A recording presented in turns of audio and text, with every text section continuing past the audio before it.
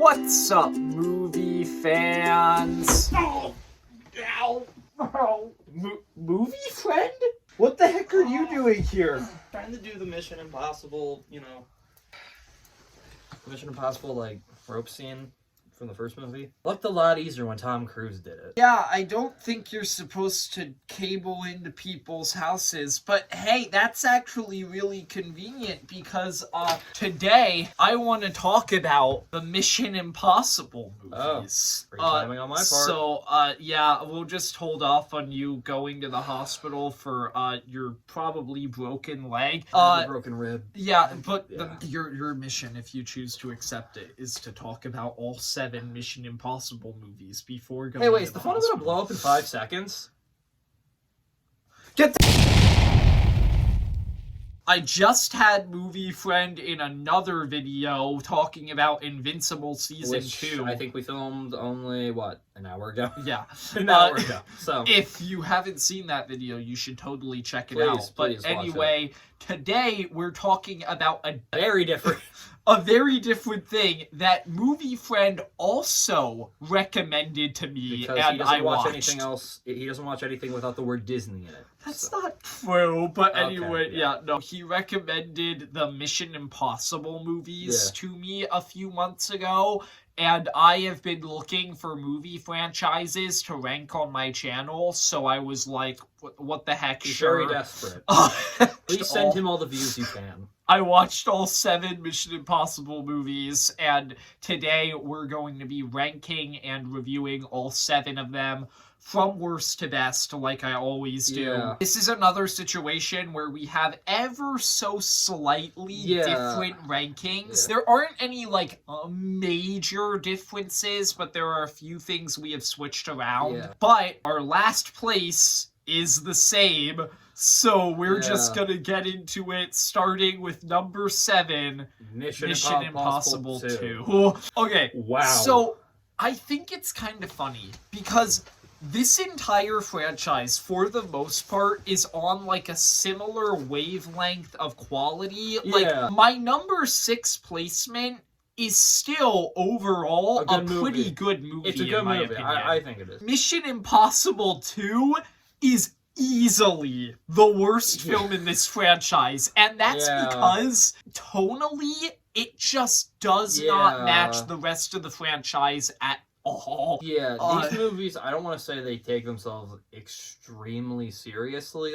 They have they're spy movies. None of them are going to take themselves seriously. Yeah. This one doesn't take itself seriously enough. Yeah. It thinks it's a cartoon. The Mission Impossible franchise is able to have a lot of, fun, creative spy stuff, but they still take themselves seriously. They're very grounded at a lot of times. They're just able to be, a little bit darker and more mature sometimes. Yeah. This movie is a campy, goofy action movie that does not work with the rest of this franchise at all. I think the most terrible part of that is the fact that Ethan Hunt does not act like himself at all in this movie. If you watch all of these movies, you slowly start to learn that Ethan kind of comes across sometimes like a bit of a cocky jerk, but he always has this sense of nobility in him. The sense to keep people safe and keep everyone okay. This one, he's just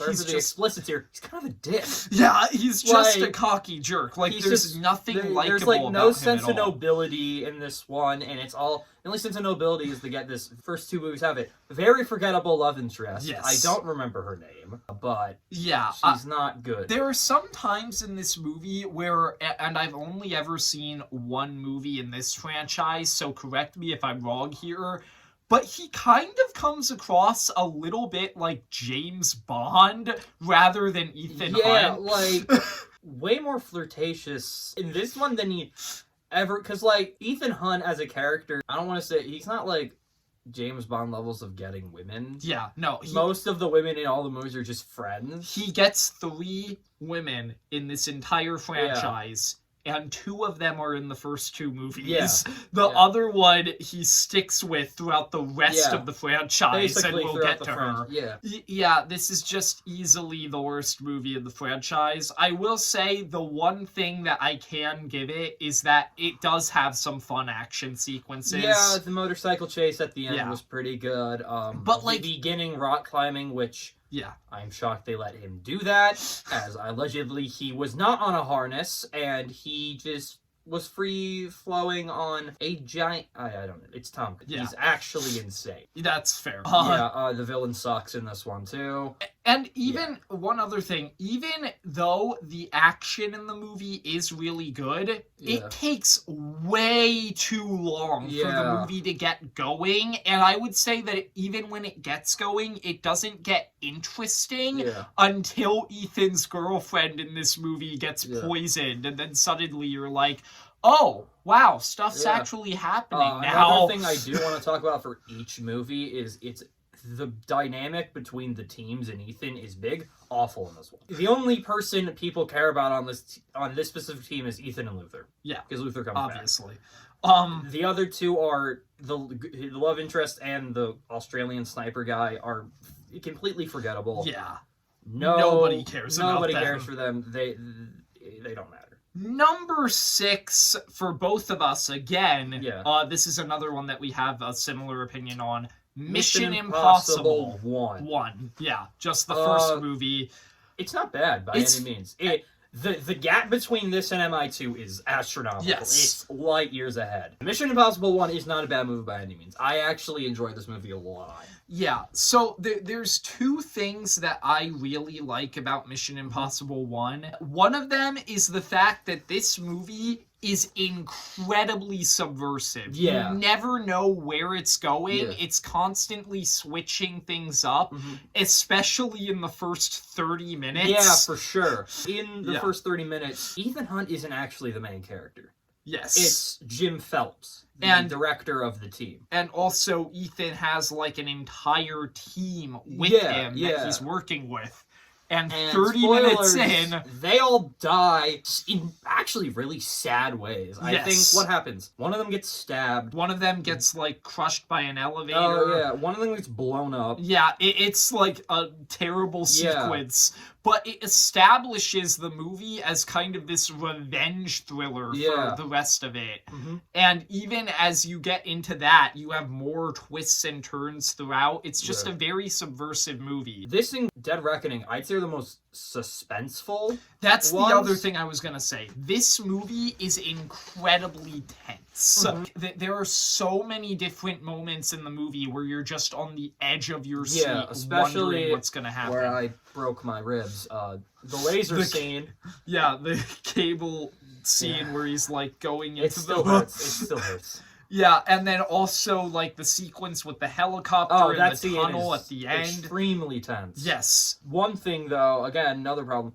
Team dynamic is kind of as much as we Mission Impossible fans, we love Luther. It's his first movie, Yeah, so he he's is in. not a standout The, here. the movie's mostly about Jim Phelps and Ethan Hunt. It's Yes. mostly about those two. The- And I also love the twist that Jim is the villain. Yes, that's He's not the hero that we thought he was, because I found out this is based off a TV show from the 60s. Yes, and Jim was the main apparently character so. in that. Didn't know that until like Yeah. 5 years ago, so that was weird. One detail a lot of people don't see because it's so good and tense. Ethan doesn't shoot a gun once in this movie. I actually He has a did know scene that. where he cocks a gun, puts it back in a vase, and that's it. Only Yeah. scene at all in this whole movie that he uses a gun, which is insane. Even after we've gotten all of these other movies in this franchise, I would still say that this is the one that is the best at creating suspense and tension. I don't think it's as like entertaining as the other ones, and I definitely don't think Ethan is as interesting in this Ethan's one. a little. In this one, he's a little boring. he's also kind of cocky and boring. He's Yeah. not as bad as he is No, in 2 no, by no. any means. So but- like, you understand it a little bit. He's a little bit younger. He's a little bit more immature. That's why in the second one he probably should have matured more, as he just saw his friends die. And but- I also think it's enhanced a little bit by what you learn about him in Dead Reckoning. Yes, that yes, he definitely. actually was a criminal before Uh-huh. he joined the IMF, and that's really interesting. So, yeah, overall, it's a solid movie, just not as good as any of the other movies in the franchise. You should still check it out. Yeah. You don't need to watch the franchise, you should still watch this. It's still honestly, a good movie. Just watch all of the Mission Impossible movies, but skip 2. And the reason we say that is 2 has zero relevance to the rest of the franchise. Like, nothing in that movie ever returns. It's... If you're a James Bond fan, it's the Quantum of Solace of that. I've never seen that movie, but I do know what the he Mission means. Impossible franchise.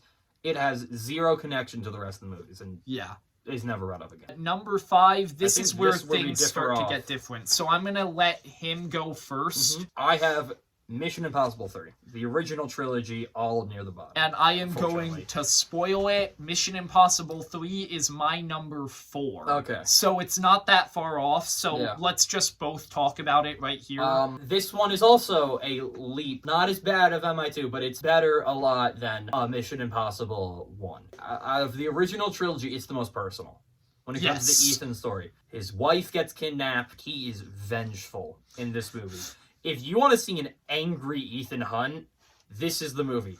This guy does not screw around. Yes. He is all business in this one. One thing that I just want to mention, even after we've gotten 7 of these movies, Mission Impossible 3 is still the one where I think Luther is at his best. Yeah, because in this movie, you see that he's become this personal friend to Ethan. Ethan's best friend, basically. And throughout it, like, Luther is kind of helping him by saying, okay, I'm gonna help you get your wife back, but you need to calm down a little bit, like or you're going to lose her forever. And or worse, both of you die. And that was just, I really liked seeing that. This is the movie that really solidified Luther as one of my favorite characters. Dude, you want a friend like Luther. Yeah. You want a friend like Luther. I'm just gonna say that. He's just fantastic. Awesome. Luther's the guy. Quickly, because this is the first movie where we have one of the best villains in the franchise. Philip Seymour Hoffman, I forget the character's name. I forget the character's name, too. He is terrifying. Yeah, Philip Seymour Hoffman. The opening monologue he gives at the beginning of the movie with the countdown, and then the monologue later in the movie where he says, I'm just gonna kill your wife. I'm gonna make you sit there and watch me kill. Well, watch you see her get killed. Yeah, Philip Seymour Hoffman just plays such this, like, cold, condescending, because on paper, scary villain. On paper, the villain's just kind of an arms dealer that's evil, but he elevated the character so much with his performance. It is insane. It is so good. So, overall, I think with Mission Impossible 3, what I like about this movie is it kind of feels like this movie takes the tone of the first movie and takes, like, the tension and suspense that movie has, does it in a similar way, but it adds emotion because you truly care about Ethan's wife and his journey throughout this movie. So that's just really well done. And one tiny detail. Well, quickly, I want to say, this is when, in my opinion, the team dynamics actually get a lot better. Yeah. The team in this is not as good as it would get, but they actually have chemistry, and like you can feel a friendship between them all. There's 2 other characters apart from Ethan and Luther who are on the team. I don't really remember them that well. But they weren't as bad as MI2 and 1. Yeah, like, no, they were actually fine. Pretty fun. But one thing I really like that this movie does that I think not a lot of other movies in this franchise do, they show how smart Ethan Hunt is. Because they have one of my favorite scenes in this movie is the scene where he's doing the trajectory of where he's going to jump and the angle he has to. Yes, that was None really of the other cool. movies do that. Yeah. It is just Tom Cruise. Look how cool he is. In this one, it's showing, no, this is why he's so cool. He knows he's so good at this. He knows exactly the math that he has to do it. Yes. One of my problems with it, that it's not higher, though, is that it feels like there's a ton of missed opportunities in this movie. Like, an example would be the whole MacGuffin, the rabbit's foot, which is this biochemical thing. And at the end of the movie, after Ethan wins and stuff, he tells Lawrence Fishburne, hey, what is it? And Lawrence Fishburne just does this. Enjoy your break, Ethan. Yeah. Are you not going to tell us, They're not going to tell you're not going to tell us what the main thing was. Also, But I do think that it's fine. Like, I don't think that's a major problem. Another thing, every Mission Impossible movie has a director's signature style to it. As good as this is, there's not like a signature thing. It's J.J. Abrams directed this. The most signature thing is just lens flares. That's true. My number 5 and his number 4 now, we kind of just switched around here. Yeah. Mission Impossible Rogue Nation. So here's my problem with Rogue Nation. This is the only reason why it's not higher on the list. If this wasn't true, I would put it higher. Yeah. But I think out of all of the Mission Impossible movies, this is the one that most gets lost in the shuffle for me. I kind of understand that. Like, but that's the MI3 for me. In a weird way. Okay. Maybe not. I don't know. I think that every single other movie has like this distinct style and these like distinct moments in it where I think about them and I think about that movie. Yeah. With MI5, there are some scenes in this movie that I think of and I'm like, wait, did that happen in this movie or was that in Fallout? Or was that in Ghost Protocol? What happened in this one again? Yeah, I actually get that. I disagree a little bit as this movie has one stunt I remember this movie for. Tom Cruise hanging off the side of a plane. That's true. That's the memorable Insane moment. that again and did that. And the other one is the sequence under the water. That's phenomenal. Yeah, in that's this a great movie. scene. I don't think it's a stunt. I don't think he really did that, but that was never still actually really cool. Nobody could ever let him do that. Again, one of the big things this movie does well, the team dynamic of this one is actually really, really good. Yes, great. I really like it.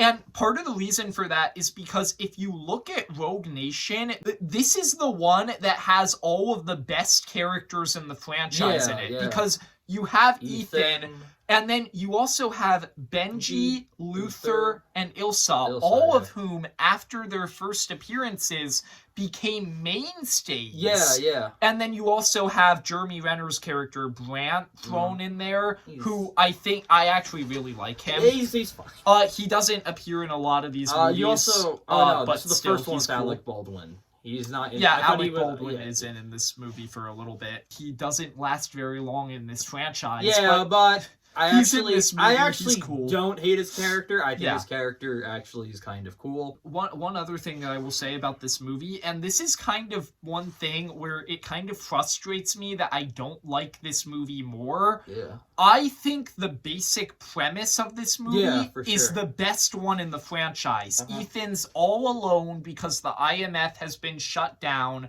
The only person that he can really rely on other than Benji is Ilsa, who's kind of untrustworthy. You can't trust her. And then also he's fighting against this organization that is literally the anti-IMF. Like they are a villainous version of the IMF. And you have this villain, Solomon Lane, who I think is very underrated. Yeah, I like him. Who, in many ways, in this franchise, is kind of Ethan's arch nemesis. Because, like, No, Gabriel. Gabriel is also kind of his arch nemesis, but I think that Solomon and Ethan just kind of have this, like, connection to each other that makes it just super fun to see them fight each other. And obviously, Solomon Lane is basically the only villain in this entire franchise to appear in more than one movie. Yeah. Soon that'll be Gabriel, since he's going to be in 8. But Solomon Lane does return in Fallout, which we'll get to later. One thing I do like in this movie is specifically because they actually expand on this more. In a weird way, I love the dynamic with Ethan and Benji in this one. Oh, I think it's really too. fun. You can see they're definitely gotten closer from MI3 Ghost Protocol to now. Actually, this might surprise you because there are a ton of great moments in this movie. But my favorite part of this entire movie is the scene where Ethan tells Benji that he can't come with him because he doesn't want to put Benji in danger. And Benji just gives this amazing speech where he's like, I'm your friend, Ethan. No matter what you think, I understand the risks. I'm helping you. I'm staying. And Ethan is just like, all right, Yeah. fine. I also love the super tense scene where Benji has the bomb on him. Oh yeah, that's a great such scene. a good scene. And when Ilsa comes in and just kills every agent there, Yes. it's really good. I really like Yeah, Rogue so Nation. even though this is the one that kind of gets lost in the shuffle for me, Yeah. it's still fantastic. Yeah, it's Rogue just Nation it's just not as also good was as a good the start to others. the McQuarrie trilogy, as Yes. this is when he started just doing the movies. Yeah. And so far, he's done a fantastic Yeah, job. before this, they all had different directors, but since this movie, he's been the one who's done all of them. Yeah, and it's really, really good. So now that we've gone through Rogue Nation and Mission Impossible 3, our numbers 5 and 4, we can move on to our number 3, which we both have the same, and Mission it is Impossible Fallout. I really like Fallout. Yeah, Fallout is awesome. So I'm gonna be real here. One thing that I just want to say before we get into this is that 90% of what I love about this movie is in the final battle. Yeah. This movie easily has the best final battle Yeah, for in sure, the for sure, franchise. yeah. It's very over the top in a lot of ways, but it's in a way that just makes it so urgent, so tense, Yeah. and so fun, and I really enjoy it. Same as me. I really like, this one also has a fantastic villain in Henry Cavill. And also Solomon Lane, who's yeah, returning. but But he's kinda Henry just Cavill's the standout here. The movie that gave us CGI Superman stash. So Yes, that's true. Thanks, Tom. Appreciate that. The other thing that I really like about this movie, and I know because we've talked about it before, this is a point where we actually disagree. Yeah. I actually really like the fact that Julia, Ethan's wife from MI3, I love the fact that she comes back in this movie. Voice your problems about it first. It's not like it's a big problem she comes back, but I thought the way it ended in MI4 was the perfect send-off to that arc, the perfect goodbye that he gives her. And I felt like it was kind of a weird, like, cop in, hey guys, look! Julia's back! Ethan has another person to worry about dying! Another one! It just felt like he already has enough stuff to worry about. You kind of just threw her in here to add up to, like... I think what she did in the movie was fun, and I really liked what they had. The chemistry between Tom Cruise and Michelle Monaghan, but it just felt like we didn't need to see her again. That was already done in... Because if you want to do it, why wasn't she in Rogue Nation then, too? Yeah, so I understand that perspective, but the reason why I like it so much is because I feel like bringing Julia back adds this whole other layer to Ethan where we're able to kind of explore more of his guilt and his loyalty. You learn that basically because Ethan constantly has people who hate him because he's fighting like evil organizations every week. Because of that, he had to send his wife into hiding and he had to end their relationship. Yeah. So he basically uprooted her entire life. It's like really sad because you can see that it adds like this weight to him. And I think it's really nice that after everything is done in the movie, you have that scene between Ethan and Julia towards the end of the movie that I thought was really powerful, where she basically just tells him that she doesn't blame him for any of that. And that's just really nice. Also, again, insane for letting Tom Cruise literally halo jump yes. off of a plane, dangle off of a helicopter. We'll get into the most insane one He does very so soon. much stuff. But I was sitting here and just going, who is letting him do this? There has to be someone to be like, Tom, you gotta stop. You gotta stop. I told him the story that Matt Damon told once about how Tom Cruise's stunt guy didn't let him do one of the stunts in this franchise, so he fired him and got a new stunt guy. Who would let him do it? I think that's hilarious. That is how crazy Tom Cruise is. Yes. That man sits on wings of planes for fun. Yeah. The one other thing that I just want to touch on before we move on from Fallout team dynamic, It's really great good. again. It's really good. You got Ethan, Luther, Luther, Ilsa. Benji, and Ilsa in this one. All of the mainstays, Yeah. and they're great. I think here. this is out of that team, the Ethan, Luther, Benji, Ilsa. This is the one with the best. Yes, that's probably They're true. at their best here because we'll get into what happens at Dead Reckoning with the crew, but Yeah, so we have a different number 1 Yeah. and a different number 2.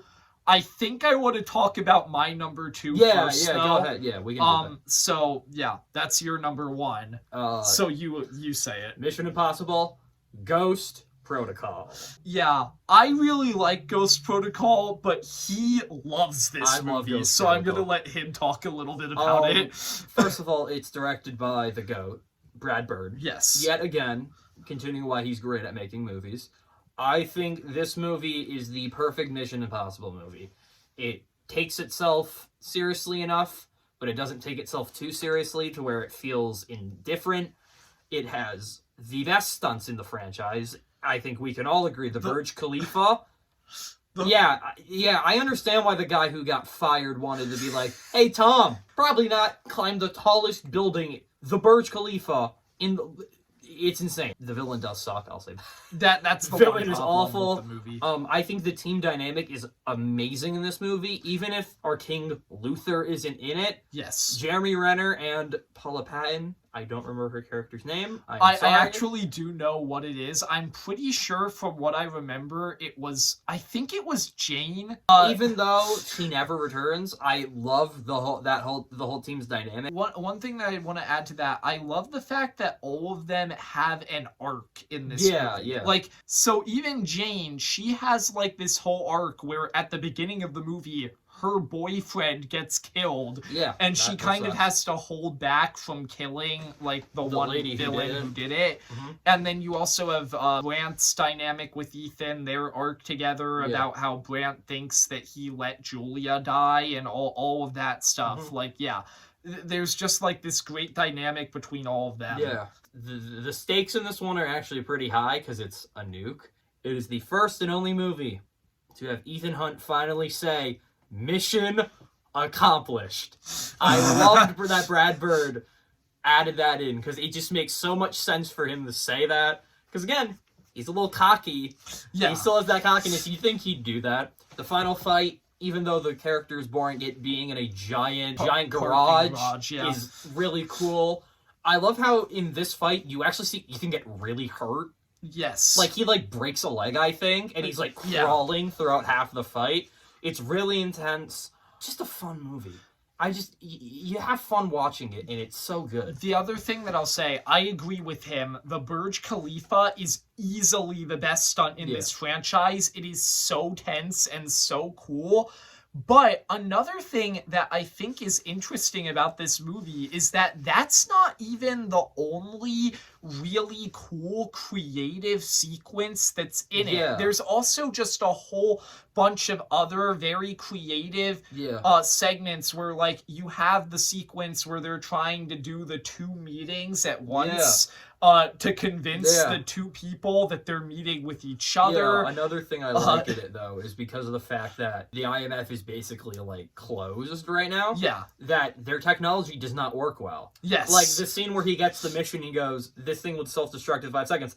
The thing doesn't even smoke. It's just, he's like, the masks not being able to work, so it doesn't work anymore. And then also in the scene where he's actually climbing the Burj Khalifa, his gloves malfunction and he almost falls to his death. Also, he slams his face into the glass and that had to hurt. Other creative sequences in this movie, there's the one sequence where you have Jeremy Renner floating through the air conditioning system. That's super cool. That scene was fun. There's a foot chase through a sandstorm at one point, which was really cool. It just has so many it's so fun. Very creative, fun sequences. I really, really love this movie. So now we get into my number one, my number two, and his number two.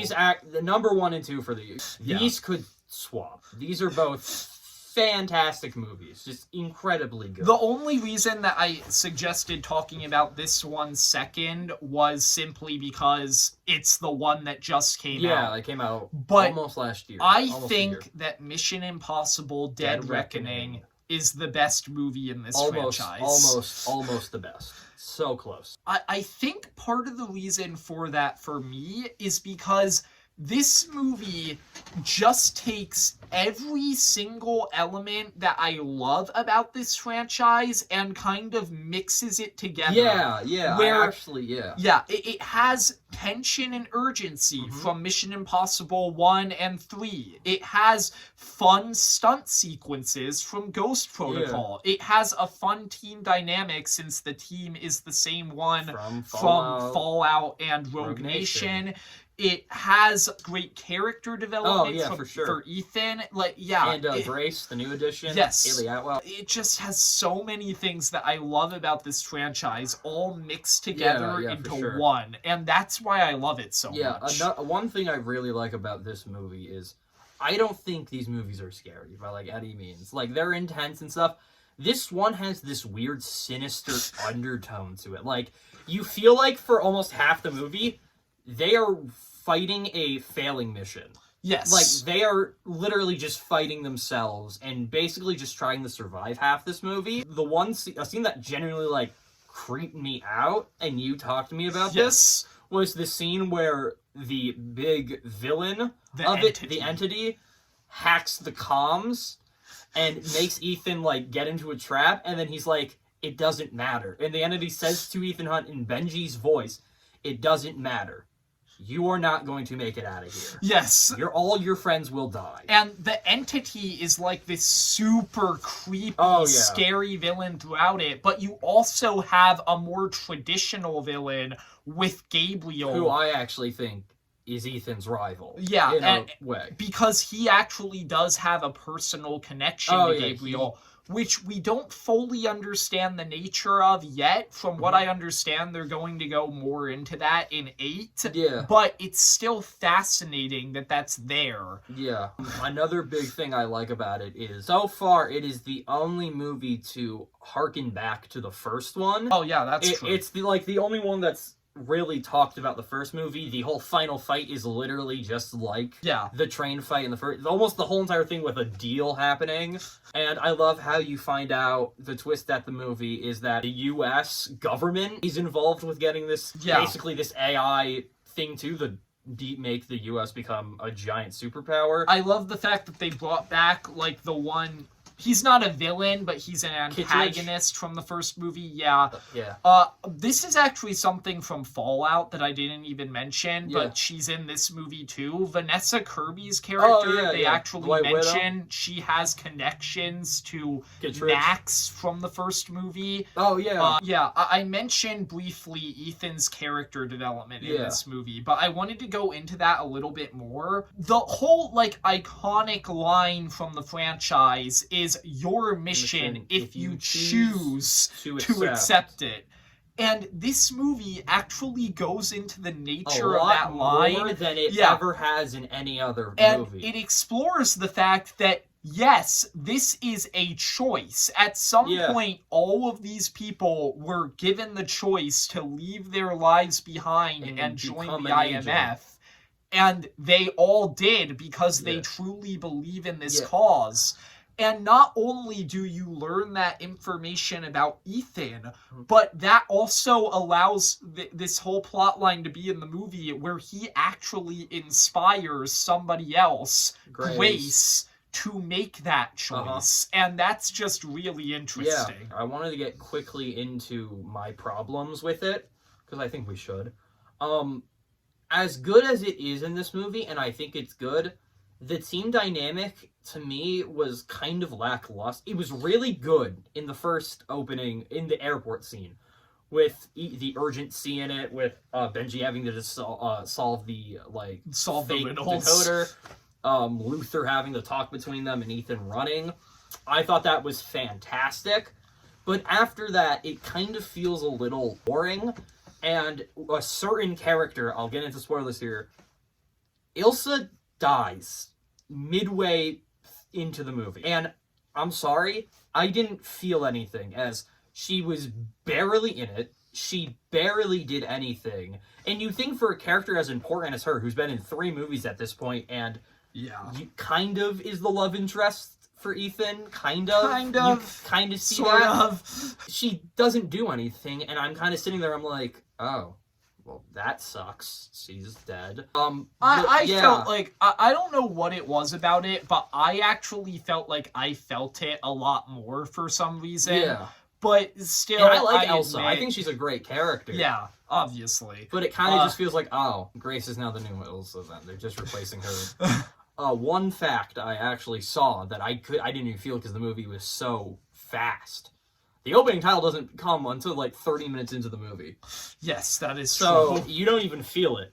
But quickly, the stunts in this movie are also super good. Once again, Tom Cruise goes insane and drives a motorcycle off of a cliff. It just parachutes into a train. Obviously, he didn't actually parachute into a train, but like... But he drove that You're motorcycle. insane. It's insane that This he is- even did that. This is a fun fact about this movie that I find hilarious. They filmed the motorcycle scene first, just in case Tom Cruise died, because I don't think then he can. because though, then so. they didn't have to do the rest of the movie if he did die, which I think is hilarious. Yeah, he didn't have to do it. But He chose to accept it. it's true. He chose to accept it. I feel like he'll choose to accept anything. Yeah. If it comes to If almost you asked Tom Cruise to go like all the way up, like right at the edge of the Earth's atmosphere and just jump he'll do it. without a parachute, He'll do it. he'd do it. And he'd do it without a spacesuit too, because he'd somehow find a way to get back in the Earth's atmosphere and survive. Because I think the guy is unkillable. Yeah. So. That or they've just been cloning him. I genuinely believe that to an extent too, that he actually did die on the Burj Khalifa. That's they possible. just got another version of him. He's died on every single stunt. We're on like Tom Cruise 7.0 at this point. Maybe It's even pretty more of it, crazy. yeah. So yeah, there you go. That's our ranking of all 7 Mission Impossible movies. Yeah. I hope you enjoyed. If you did, leave a like, subscribe, comment. What's your favorite Mission Impossible movie? And I need your help with medical bills. Everyone. Yes. Genuinely broke. If you could donate to Movie Friend, that would be a big help. Yeah, donate to my GoFundMe. Yeah. It won't be in the link below. I'm sorry, you're but be yourself a lot here. This is Oh. my channel. See ya, movie fans. I gotta go to the hospital. Yeah. Bye, guys. Bye.